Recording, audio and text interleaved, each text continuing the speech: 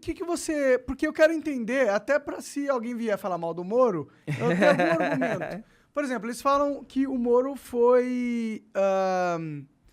não agiu corretamente quando estava no papel de juiz, porque ele coordenou com os promotores, coisa que um juiz não deve fazer. Tudo que eles não falam sobre o Gilmar Mendes, que essa semana mesmo estava ali Mas e o Moro, ele em fez contato isso com o mesmo? Arthur Lira. Não, eu posso falar, não tem problema nenhum. Primeiro, obviamente, você tem da parte daqueles que são defensores dos políticos que foram alvejados a tentativa de mudar o foco da questão dos crimes que eles cometeram e que foram descobertos para o que os investigadores e o juiz fizeram, né?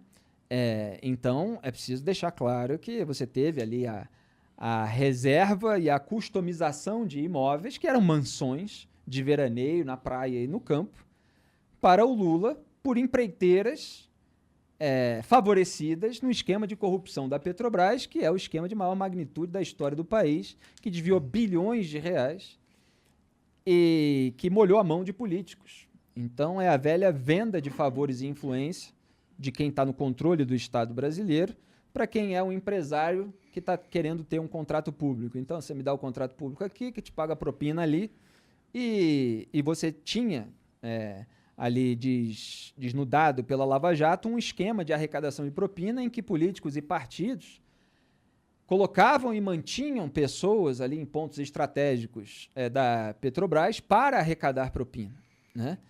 E você tinha esse suborno que era aceito por determinadas pessoas desse esquema para levar uma vida de mordomia, de luxo e tal.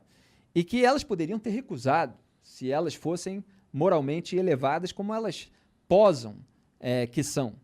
Então, esses são crimes cujas provas foram encontradas, cujas provas foram coletadas e elas foram analisadas não só pelo juiz de primeira instância, como Sérgio Moro e vários outros. Depois você teve no lugar dele Gabriela Hart, o Bonar, no Rio você tem Marcelo Bretas. Cada um, obviamente, é alvo de determinadas polêmicas, etc. E cada caso precisa ser analisado no seu caso. E você tem a parte de Brasília, que é sempre, geralmente mais branda, né? Porque Brasília é o túmulo do combate à corrupção. Opa! E aí você tem as mensagens que foram vazadas. Aí você tem, em primeiro lugar, no aspecto jurídico, você tem um problema, porque são provas ilícitas... Que podem ter sido adulteradas. Que podem ter sido adulteradas, ou seja, um conteúdo não autenticado, que ficou na mão de uma quadrilha de hackers durante meses, e depois foi congelado a partir de um momento em que você não é capaz de dizer se aquilo é realmente o conteúdo original. Então, juridicamente, isso é o nada. É uma nulidade jurídica para qualquer tribunal decente do planeta. Menos o STF. Não, aí é que entra um dado curioso, Monark, que o STF ele declarou a suspeição do Sérgio Moro e teve votos contrários, como do Luiz Edson Fachin, Luiz Roberto Barroso, altamente técnicos, citando outras decisões de tribunais internacionais e tal. Mas o que é mais curioso a respeito dessa história é que eles não formalizaram o uso das mensagens roubadas. Porque eles sabiam o problema que isso podia dar e a repercussão negativa no ambiente jurídico, eventualmente até internacional, que poderia dar, embora o Lewandowski tenha falado no meio da... Lewandowski é eternamente Lula, né? E ele tenha falado, pode ser ilícita e tal, mas não foram amplamente divulgadas e não foram contestadas. Que juiz fala isso no meio de um julgamento no tribunal? Bizarro. Não, elas foram distribuídas aí, foram publicadas tá aí na internet. Você tá falando, deve ser verdade. Exatamente. E aí ele falou assim, não, são reforços argumentativos. Quer dizer, o sujeito não formalizou o uso daquelas mensagens, mas ele estava decidindo com base nelas, O que é um absurdo por si só. Depois de falando. toda uma campanha política, com os porta-vozes do lulismo aí na internet e tal, gente que possivelmente não publicaria determinado conteúdo roubado, não autenticado, se não fosse do interesse pessoal. Anular? O que realmente então, foi aí eles usaram material? outras coisas que foram decididas ao longo da investigação. Tipo o quê? Porque é o caso da condução coercitiva, né, que depois Gilmar Mendes acabou com ela. Aí você junta a condução coercitiva aqui, você junta com uma outra decisão ali, você fala assim, olha quantas decisões contrárias. Ora, é o juiz que estava tomando as decisões a respeito de um caso de um investigado por aceitação de suborno Então é óbvio que você tem decisões desfavoráveis ao réu que irritam o réu, que irritam a defesa. E condução coercitiva, isso é das coisas mais curiosas. Assim, as pessoas precisam ser muito cegas, voluntárias para ver. O Brasil tem condução coercitiva de vagabundo há décadas. Foi quando chegou lá no tubarão da polícia e falou assim: não pode conduzir coercitivamente. Pegar um ex-presidente. Pegar o ex-presidente. Porra, Olha só o eu tinha desgaste. essa visão, eu tinha uma visão olha a que, imagem política. na Então, verdade, nunca eu se ouvi interessou, falar cara. pra caralho sobre esse lance que essas conduções coercitivas, é assim que fala? É assim. É, você levar não seriam A força legais. pra depoimento. Não é exatamente levar a força, é você levar para depor, mesmo que a pessoa não queira, né? Você fala assim, força, olha, porra. não é a força porque não necessariamente o sujeito vai lá e pega pelo cabelo, é assim, olha, temos aqui uma condução coercitiva, precisamos cara levar você para recusar, depor. que ele Tá faz? bom, então a polícia vai e acompanha. Se o cara recusar, Ele vai pegar pelo ter que cabelo, pegar, exatamente, vai ter Exato, que é a pegar pela força, força. é a força. Exatamente, é isso. É só para deixar claro que não é a violência física Entendeu, necessariamente entendeu. sendo usada. Mas claro. isso é um dispositivo que poderia ter sido usado de fato? Poderia ter sido usado em vários casos. É que vários juízes estavam usando. Eles podem achar que a alegação não foi forte o suficiente, a argumentação para aquilo, mas eles nunca se importaram com isso. Era só porque era o tubarão da política.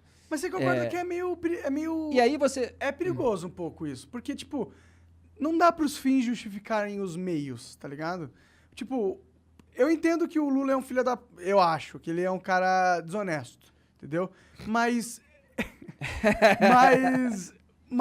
não justifica a gente quebrar leis do direitos e garantias de mas todo mundo pra pegar um filho Mas da é que essas puta, leis entendeu? elas não foram quebradas nesse caso. Era um instrumento que estava sendo Mas esse usado negócio em do cara diversos casos. auxiliar o promotor e direcionar o promotor pra ele acusar de um jeito Não, que pra então- ele seria mais fácil julgar o cara culpado. Isso não é um problema? Pra mim parece um pouco um Então, problema. aí a gente continua aqui no raciocínio. No caso do Lula, você teve as provas, assim como no caso do Flávio Bolsonaro, eu estava explicando. Então, você teve a coleta de provas, ela resultou numa decisão do então juiz de primeira instância, Sérgio Moro, uma decisão que foi mantida no Tribunal Regional Federal da 4ª Região, TRF4, por 3 julgadores absolutamente independentes, é outro tribunal, com base naquelas provas. E, além do mais, eles aumentaram a pena contra o Lula. Quer dizer, o Sérgio Moro, na verdade, ele foi brando no caso do triplex do Guarujá. Aliás, o TRF4 aumentou também no caso do sítio de Atibaia. Sim. O sítio de Atibaia, o Lula foi mais de 111 vezes, né? 111 ficou o número conhecido porque era a quantidade de vezes que eles monitoraram os agentes de segurança do Lula e tal, que estavam lá naquele momento. Então ele usufruiu uma mansão customizada pelas empreiteiras do Petrolão. E isso ele poderia ter dito não. Ele poderia ter dito não até a visitar o triplex, que ele tem a foto lá dele com o Léo Pinheiro, com o empreiteiro da Petrobras, uma empresa que está com contrato público com o governo do grupo político dele. E o sujeito está lá visitando um apartamento para uso pessoal. Isso já é imoral por si. Sim. Né? Fora, evidentemente, todas as questões criminais que foram apontadas.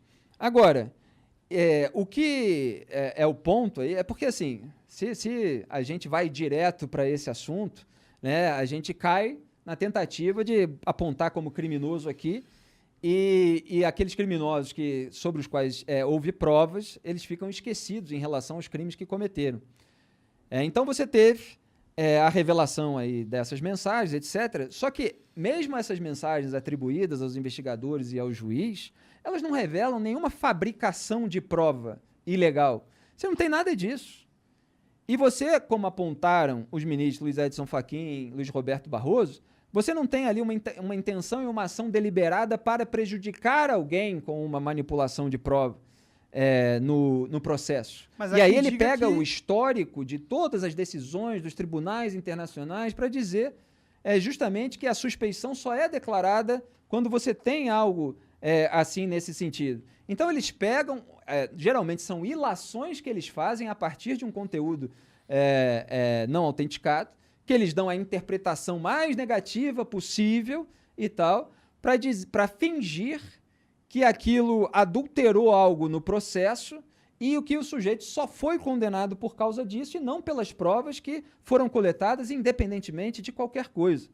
Então, Se o sujeito errou, evidentemente, você pode encontrar ali zonas cinzentas que demandam uma interpretação, e essa interpretação poderia ser feita com base num processo lícito, com base numa autenticação daquele conteúdo para ver qual é a margem e ver o que deve ser feito, não deve ser feito. Agora, você também não tem uma lei que proíbe o diálogo, tanto que os ministros incorrem nisso o tempo todo, de maneira igual ou pior, e às vezes a gente tem conteúdos verdadeiros que não estão sob nenhuma falta de autenticação, como o caso do Gilmar Mendes, por exemplo, ligando para um governador lá da região centro-oeste, depois que ele foi alvo de uma operação, falando que loucura isso e tal, não sei o quê.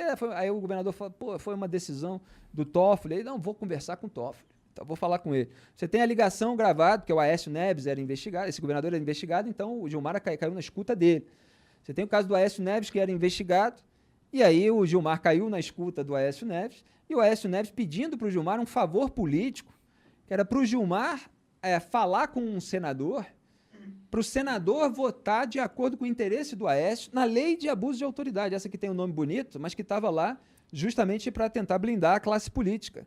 Você imagina que é um ministro do Supremo Tribunal Federal agindo politicamente, mas com o peso da caneta, porque é ele que julga os parlamentares. Você imagina que receber vota daquele jeito e tal, acho melhor e tal, não sei o quê. Você vai ficar assim, melhor tipo, votar, né? Vai que ele abre um processo contra mim aí, porque eu tô com o rabo preso, porque eu sou político, né? Então, quer debater até onde podem ir os julgadores, quais são os limites e tal, vamos debater o Poder Judiciário todo, vamos debater o STJ, por exemplo, que tem filhos de ministros com escritórios de advocacia, e aí o cliente bilionário que tem uma empresa que é alvo de um processo, ele escolhe lá o escritório do filho do ministro, que ele sabe que tem influência sobre a decisão do papai. O filhotismo, como se diz, e tem uma desembargadora que denunciou isso muitas vezes. Então, você tem ali um material que ele carece de autenticação e que pode ter ali uma zona cinzenta, não quer dizer que... Quer dizer, o que eu estou querendo dizer, Monark, só para... Eu entendo o que você está querendo dizer. Pode falar. Porque a gente precisa contextualizar, porque a desinformação, ela afasta os fatos, né? Então a gente precisa dizer... Eu não tô nem querendo dizer que, pelo que a gente sabe do Moro, o Lula é inocente. Não é isso que eu tô querendo dizer. É totalmente o contrário. Não é o contrário, na real, mas não é isso que eu tô falando. Você vai chegar onde eu vou concluir. Pode falar. O que eu tô falando é que, infelizmente, pela forma com que o Moro conduziu as coisas, deu brecha para ter suspeição sobre o trabalho dele. Aí eu faria um ajuste. Esse tipo de acontecimento, ele pode ter... sido usado como mais um recurso para que houvesse a campanha da Frente Ampla pela impunidade. Mas ela existia já desde antes dessas mensagens. Sim, mas todas as articulações ali, né? E tal. Não, pois mas é um ponto supostamente fraco, que nem sequer foi aproveitado formalmente. Mas é óbvio que você dá margem. E, obviamente, ele foi aproveitado de uma maneira geral, se não foi juridicamente, formalmente. Do Intercept aí, não tinham talvez conseguido descartar todo o julgamento do Moro, assim como eles fizeram. Serviu para fortalecer toda essa campanha de você varrer a sujeira para debaixo do tapete. E, obviamente, você, diante de uma questão tão sensível, o ideal é você evitar dar qualquer margem para aquelas pessoas que agem dessa maneira. Agora, é que mesmo tendo havido, as provas são verdadeiras, não deveria estar acontecendo a sabotagem e tal, e ninguém precisa compactuar com todas as decisões, compactuar com determinadas conversas, compactuar com qualquer coisa que tenha ali uma zona cinzenta. Quer dizer, você tem... porque assim, Monark, tudo no Brasil, o alvo de uma acusação é sempre muito genérico, né? Então você tem... acusação à imprensa, acusação à Lava Jato e tal. E a Lava Jato ela teve uma importância geral de recuperar bilhões de reais roubados. E não quer dizer que não tenha havido erros na investigação. E assim como houve erros, por exemplo, na CPI da pandemia, e foi uma investigação crucial. Porque, por exemplo, um contrato de 1 bilhão e 600 milhões de reais da Covaxin, ele foi cancelado por causa dos holofotes jogados sobre as irregularidades. Ia sair do erário, sair dos cofres públicos 1 bilhão e 600 milhões de reais, com 45 milhões de dólares, mais de 200 milhões de reais de pagamento antecipado para ser feito num paraíso fiscal e sabe-se lá no bolso de quem, e é isso que uma investigação deveria apontar, iria parar esse dinheiro. Porque tinha empresas que não estavam no contrato inicial, e aí um servidor de carreira, que não é do grupo político, que se apoderou da máquina pública, foi colocando os seus apaniguados, ele falou, opa, eu não assino isso aqui. E aí que veio à tona o caso. Foi o Luiz Ricardo Miranda, que é irmão de um deputado, aí levaram para o Bolsonaro disse que ia avisar a polícia, não avisou, falou com o pessoal da própria pasta, que eles tinham tentado contornar, porque todo mundo se tornou suspeito. Então, caralho, que sujeira absurda. É muita sujeira. Até perdi o fio da meada aqui do que a gente estava... eu lembrei, o fio da meada era justamente isso, né? Sobre os erros e tal. Que erros acontecem durante uma investigação, e esse que é um ponto crucial, em relação ao esquema de uma magnitude imensa. Você imagina que a Odebrecht, por exemplo, me lembra aqui onde é que eu estava, só para eu fazer uma analogia. Ela negou durante meses, não sei se chegou a anos. Eu fiz um monte de textos irônicos em relação às notinhas da Odebrecht. Nego veementemente participação. Aí saía toda semana, negamos. Quer dizer, foi preciso encurralar a empresa, porque o esquema era internacional de lavagem de dinheiro, doleiro e tal. O dinheiro ia para fora, para voltar, para ir para o bolso do político. Então, para você... Os caras eram bons nessa porra, né? E aí teve que ser preso por determinação do Sérgio Moro. O Marcelo Odebrecht, várias vezes, estendida a prisão preventiva, aí os ministros do Supremo não gostam, prisão preventiva, estendida e tal, não sei o quê. Quando é traficante, eles não se importam muito. Mas quando é tubarão da política ou do empresariado, só que, se deixar o cara solto, ele destrói provas, e tinha indício de tentativa de destruição de provas. Tem lá até o caso do cara que acompanhou o Marcelo até o banheiro para ele não se separar do celular, porque senão ele podia ter jogado fora o celular e dali tiraram muitas mensagens. Então você deixa um cara desse solto, ele tem uma fortuna, ele tem poder, ele tem os contatos, ele pode coagir testemunha, pode comprar, pode destruir prova e tal. Então, eu estava voltando aqui, é uma magnitude tão imensa que para você desbaratar isso tudo, você vai cometer erro para um lado, erro para o outro e tal. E quando você sente que o sistema todo está contra você, que as suas ferramentas são muito pequenininhas e tal, que é uma lentidão tremenda. Outra coisa que falam a respeito do caso do Lula é que eles fingem que todas essas mensagens e tal, é tudo sobre o caso do Lula, né?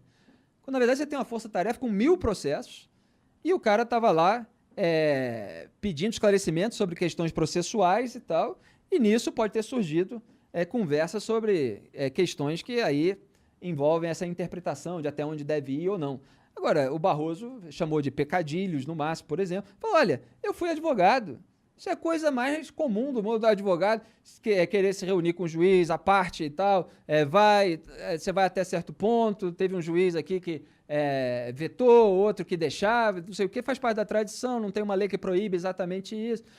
Enfim, você tem aí todas essas margens que, evidentemente, são usadas por todas as correntes, mas é isso, as provas estavam lá e os erros não fazem com que elas desapareçam. Não anulam. Não inocentam as pessoas, né? Não inocentam as pessoas, mas eles tentam usar de uma maneira como se inocentasse e como se a conclusão cabal, lógica, incontornável fosse da suspeição. Quando, na verdade, você vê muitas decisões brandas que foram aumentadas por parte do próprio Sérgio Moro. Ele aliviou barra de mulher, por exemplo, Adriano Anselmo, Sérgio Cabral, acho que a Cláudia Cruz também, do Eduardo Cunha. Teve uma série de coisas que foram deferidas para as defesas dos alvos da Lava Jato. Então, assim, as condenações, elas foram baseadas nas provas. Foram brandas, elas não foram abusivas. Não, em primeira instância não foram abusivas, sem dúvida. E nem segunda, né? Porque assim, tudo foi esmiuçado, havia muito holofote em cima. Você tem divergências a respeito de dosimetria. Aqui ocorreram 30 atos de lavagem de dinheiro ou é apenas um que conta quando se repete? Tal. Você tem esse tipo de discussão e tal. E muitas brechas, né, no Brasil para as interpretações variarem e muito ataque político também no fundo disso tudo. Mas enfim. O Lula ele pode voltar a ser julgado, a ser... Não, ele ainda responde a vários processos. Sim. E ele não foi declarado inocente como o petismo fica tentando fazer parecer. Sim. O que aconteceu, aí eu volto para aquele exemplo lá do Flávio Bolsonaro. Teve vários casos de criação de regras para ajudar todos esses políticos. Uma das coisas que foram usadas, no caso do Flávio tem essa questão do foro privilegiado. No caso do Lula e de vários outros, como Eduardo Azeredo, do PSDB, do Mensalão Tucano em Minas Gerais, você transfere casos que envolvem qualquer coisa de campanha. Então, o delator falou que ele pagava propina para o sujeito, a investigação foi lá, corroborou a delação, que é uma coisa que às vezes até os ministros de Tribunal Superior omitem. Eles falam assim, não, só tem aqui a colaboração premiada, delação não é prova e tal. Mas quando você vê lá o material, tem a investigação, ela aconteceu, corroborou o ato delator, mas eles fingem que não. E aí vale a canetada. Voto assim porque eu quero, entendeu? O que você está dizendo é que tem toda uma... Os caras investigaram tudo, chegaram a uma conclusão. O delator, ele só atestou aquilo ali que já tinha sido... Não, na verdade, muitas vezes, geralmente, né? Claro que você tem uma investigação e tal, mas quando você pega algum figurão e ele conta mais, você tem novos caminhos abertos por ele. E aí a investigação vai atrás. Obviamente você pode ter algum caso em que só tem a palavra do delator, a investigação não conseguiu corroborar aquilo que ele disse materialmente. Mas em muitos casos consegue. O cara fala, pagava isso e tal, se você procurar a câmera de vídeo do restaurante e tal, se você vir na conta bancária e tal, a gente tem um banco que depositava não sei aonde, se você rastrear e tal, você vai encontrar. A investigação vai e encontra. E aí chega um ministro de Tribunal Superior e fala assim, não, aqui só tem a palavra do delator. Só que tem lá a prova. Entende? E aí, não tanto é só que, a palavra do delator, é a palavra somada à investigação. Somada à investigação. Palavra, baseada na palavra. O que eu estou dizendo é que não tem nenhum filtro para a decisão de ministro de Tribunal Superior. Eles votam de acordo com o que eles querem e eles mentem muitas vezes para que isso aconteça. Agora, eu fui fazer esse parênteses e me esqueci onde é que a gente estava, né? Bom, eu estava na criação de regras que valem para trás. Então, no caso do Lula, por exemplo, e do Eduardo Azeredo, vários outros que foram beneficiados por isso, você teve a alteração da jurisprudência da prisão em segunda instância, com a alteração do voto do Gilmar Mendes. Absurdo. Quer dizer, você teve lá atrás, deixa eu falar de todas, aí eu volto para cada um.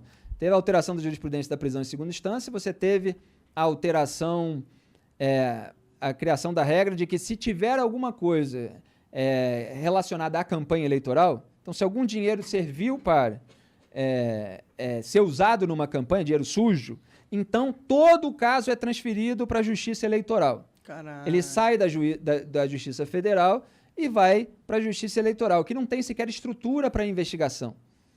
Não tem a tradição de fazer isso. Isso foi apontado não só por Deltan Dallagnol, mas por Luiz Roberto Barroso, pelo ministro Edson Fachin e outros.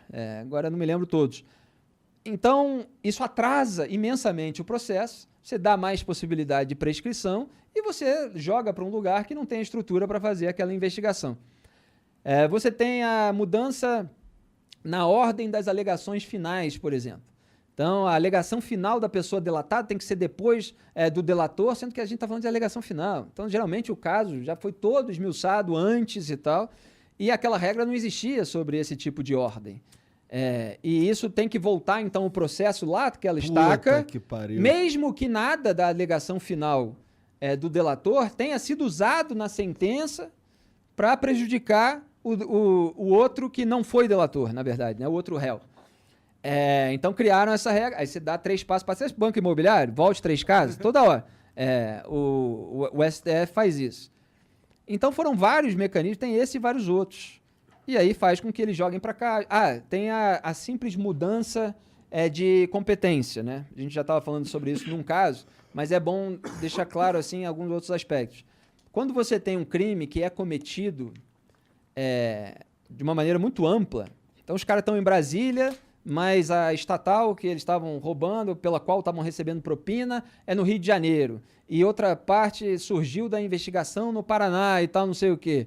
No fundo, você vai ter sempre a argumentação para dizer que a competência em relação àquele caso é de cada uma dessas cidades, desses estados, entende? O juiz vai chegar aqui e falar assim, não, mas o que importa é onde fica a estatal. Então é no Rio. Não, o que importa é onde o cara recebeu o dinheiro. Então é em Brasília. Não, o que importa é onde foi descoberto. Então é no Paraná. Aí o que acontece? O caso passa da primeira instância, segunda instância, STJ, Aí o STJ diz, não, era aqui mesmo, em Curitiba, que devia ser esse caso. Aí chega no STF, o STF fala assim, não, esse caso devia ser em Brasília. Anula Vamos tudo. jogar para Brasília. Aí você fala assim, se tivesse começado em Brasília, esse é o caso do Lula, inclusive, né? Se tivesse começado em Brasília, ele teria passado primeira instância, segunda instância, se fosse evidentemente condenado, ia chegar no STJ e o STJ ia falar assim, não, é de Curitiba. Aí ia voltar lá para Curitiba e tal, até chegar no STF de novo, para o STF dizer, não, é em Brasília. Você entende?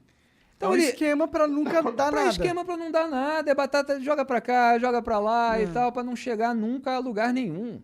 Então, quando você tem apaniguados de políticos em tribunais superiores, é isso que você tem como resultado. E eles, obviamente, sentem como se sentiam, né? E a Lava Jato perturbou isso, por isso incomodou tanto, onipotentes. Que eles vão colar, qualquer coisa tem gente. Se a gente for descoberto, tem gente nossa lá. O jogo está comprado.